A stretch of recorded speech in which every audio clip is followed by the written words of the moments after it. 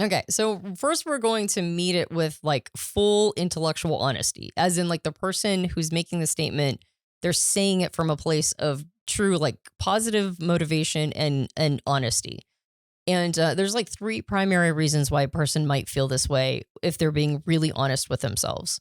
The first one is that there's genuinely an effort imbalance. Like they are genuinely putting more effort into. They're putting more resources in it, more emotional resources, maybe time and energetic life force, right? They're actually pouring more in than their partner. And in that way, yeah, you would feel like, well, if we grow together, maybe if we do a little bit of personal development together, right? Maybe I won't be the only one doing the heavy lift. So that's the first one, is that it's just true. They are just doing more of a lift. The second one is that they feel a lack of reciprocity, which is that maybe their partner is pouring things in, but they're not feeling it. So they're pouring a lot in, and the channel that their partner is giving back in is a mismatch. So there's just not the reciprocal nature of it. And so they genuinely feel like they're doing more because they're just however they are designed to receive, they're not receiving back what they're giving. And the third one is that they just might have some unmet emotional needs, right? It might not be empirically true that their partner isn't giving anything or giving as much, but whatever need is going unmet in the individual is perpetual. And so it makes me think of why we keep eating when we're missing a nutrient. Yeah. Right? Like we're hungry for something specific, but we might not know what that is. And so we're kind of almost, we're famished, Yeah. right? We always experience that we need more from them because there's actually a specific thing we need that we're not getting. You know, we talk about it with clients when we talk about love languages often. And I think this kind of comes down to that area. It's almost like what I hear in that point is I'm sending all this love, like your partner might genuinely be trying to grow, but it's on a channel, like you said, you can't hear, or you have such a need in one of your quote unquote love languages or need languages that's not getting met that you almost can't hear it. It's deafening anything else they're doing outside that channel. So let's say you need a lot of affection as a person, and your relationship is just void of affection. Yeah. And your partner is actually doing some personal growth work, and they're working on like maybe how they're behaving, like a bunch of other stuff, but they're not giving you any affection is what I'm hearing. And it's like, it just goes deaf. You can't hear it because you have such a great need for affection in this. Right. That if they could just give a little bit of affection, oh, I see what else you're doing. Right. But you can't see it or hear it because of that. So it's Yes. almost like it's muting, this loud channel of need is muting out all the other channels. Yep. And so then that leads to overlooking your partner's contributions. Yeah.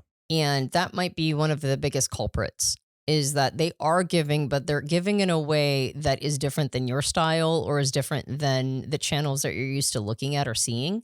I mean, how many people we did a whole podcast on love languages as well. Again, it's been a minute, but how many people have learned love languages and gone, oh, if I had known that, I wouldn't got divorced. Yeah. It's like this whole game changer for people to know we send and receive love on different channels. And so we might just be overlooking our partner's contributions because, and that's love languages, but man, knowing type makes this really helpful to recognize that if you're partnered with somebody who is giving on a channel that might be, say, usually the stereotype is that they're giving on a channel that's a little bit, more practical and you're on a channel of emotions. But I think of it the opposite too. Sometimes a person is really emotionally giving, but the other person doesn't need as much emotional support. They're looking for more practical things. Yeah. And so that person giving in an emotional way feels like indulgence, right? They feel like that's just, I need you to show up in life. I need you to be more practical. And then the opposite happens as well. Like that, one partner is giving on a more practical level and the other partner is needing emotional support. And then they crosswire. I think the other thing too is sometimes growth is not doing something. Mm-hmm. And we don't read that as much as doing proactive things. But like a lot of times, like I know this in certain households, like a kid that was treated really badly as a kid doesn't treat his kids badly, or she doesn't treat her kids badly. Like they treat their kids better than they were treated. Mm-hmm. Maybe like it wasn't full on abuse, but it was like kind of on the edge of it. Mm-hmm. And it was like really sketchy, but they don't do that with their kids. And then their kids don't do it. They broke the chain, but it's like they're not the greatest parents. They just didn't do the terrible things that their parents did. Yeah. Like they're just kind of baseline. Yeah. But that's like a step up. Like right. it's that's not progress. It's not an amazing step up. Like, you always wish for more, but that's better than what was before. Yes. And so sometimes our partners too, I mean, I've been guilty of this, even with you, Antonia. Like you've maybe done very small micro things, like stop doing something, but I didn't really notice as much because it's not as proactive or obvious, but yet it's very much a gift to me or the relationship or growth evident. And I'm not as attuned to it or grateful for it because it's nothing to celebrate. It's kind of like, well, you should have been here already. Right. Like finally got up to baseline, right? I'm sure you have tons of those for me too.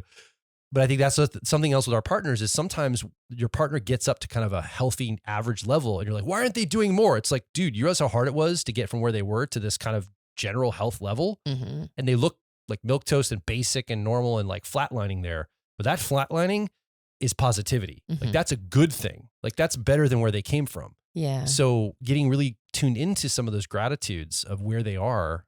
Yeah. That's how it's been like, that's how I've helped my relationships in life. Being realistic and charting progress. Yes. Yeah, absolutely. That's what I'm trying to say. Because a lot of growth and development, I mean, there's two fronts for growth, right? There's internal processing and processing unprocessed material, which can be, like that can be very like hard to see from the outside. In fact, the person might even appear to be withdrawing because they're dealing with some stuff internally, which is for them growth and development. It's like helping them have a more healthy psyche.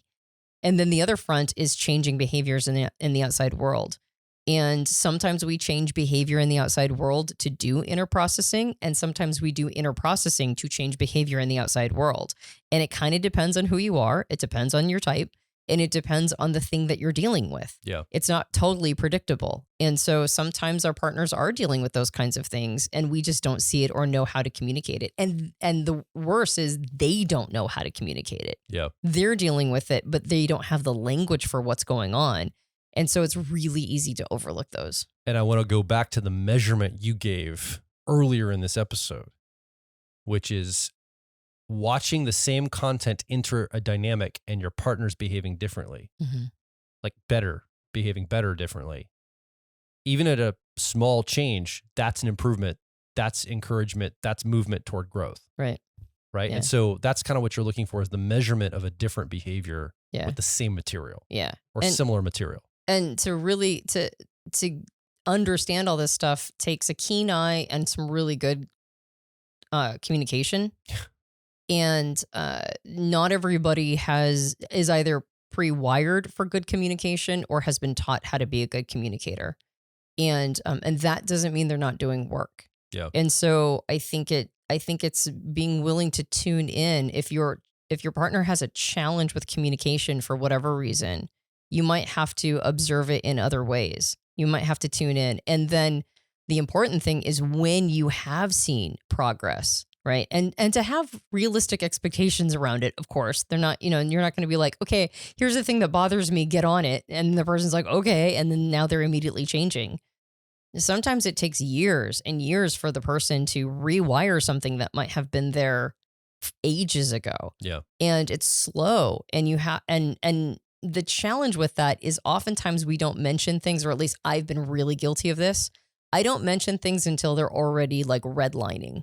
You know what I mean? It's like, I'm only mentioning this because it's intolerable now. It's so unfair to me. It's so unfair. Because you're like, hey, I should have told you this 10 years ago. And I've just been dealing with it. Now I can't tolerate it even one more second. Fix it immediately. Immediately. I'm like, I didn't even know it was an issue. Yeah. Why'd you let me do it? Oh, I know. Why are we... What? It is probably now I gotta like fix it overnight. On my top 5 worst traits as a partner. I think it's up. I think it meets the top 5. Oh, I could think of worse. I'm kidding. Yeah, no, can you? It's totally good. You're like, I don't know. There's so many. How did they all compete for top 5? But it is definitely a jarring experience. It is, and so that's. I mean, then I am impatient. I'm like, it has to change as fast as humanly possible because I can't tolerate it anymore. It's like, well, no, that's really on me because I only mentioned something late. Yeah. Right. And part of that is because I'm not registering it. I'm just kind of dealing with it. But that's not your fault. Just because I have a blind spot and things that are bothering me, like, just because introverted feelings, my 7th function is not your fault. Right. So it's your lack of self-awareness and candor is not my emergency. That's right. That's exactly it. Yeah. That lack of self-awareness on my part does not constitute an emergency on your part of change. But I have noticed that when that happens, I mean, the amazing thing about you is that you'll take it seriously, Yeah. even if I'm being totally irrational around it. And there have been things that have been really deeply entrenched behaviors that have been things you have relied upon your entire life that I'm like, I don't think I can handle this. I can't tolerate it anymore. And there are things that you have done tremendous work around for months and years. And it's easy for me to take it for granted because I can't handle it anymore. Right. And it's like, no, like the thing that you're doing is an extraordinary lift. So I think the antidote to that one is observing progress, no matter how small, no matter how much it's been articulated or communicated or expressed, noticing it, and then feeling and expressing profound gratitude, because even little things might have been a huge shift for them, huge shift. And it might not be where you want it to be, but I mean, just the fact that they're willing is massive. So sometimes people don't experience that, but I suspect that a lot of times when somebody believes that they're the only one doing the work, I suspect that there is work their partner's doing, but it's harder to spot. And so you might have to be a little more canny about how you're looking for it. Yeah. Another reason why a person that might feel like they're doing all the work that is not as, aligned with reality is that they might be externalizing responsibility, right? They might feel like they've done as much as they need to do for the time, and now it's their partner's turn, right? And so they're kind of externalizing the responsibility that for the relationship onto their partner, maybe even categorically. And there might be some projection of personal issues going on, which is related. So it might actually be some stuff that, you actually do need to work on, but you are seeing them through your partner because they might be like shadow content or content that you're unconsciously, you're just not aware of it. And so it's showing up as a trigger when your partner is reflecting it back to you. And so you go, it's their issue, not mine. And that's why being aware of one's shadow, doing shadow work is sometimes the healthiest thing in a relationship. Yeah. Like we talked about before in previous podcasts, that whatever is in our shadow plays out in the political and social sphere. But that includes in a relationship. That doesn't just mean in the politics of society. It also means in the politics of your relationships and your marriage or your partnership. So being really aware of things that you're projecting onto your partner because it's actually your stuff, I think that that's really important.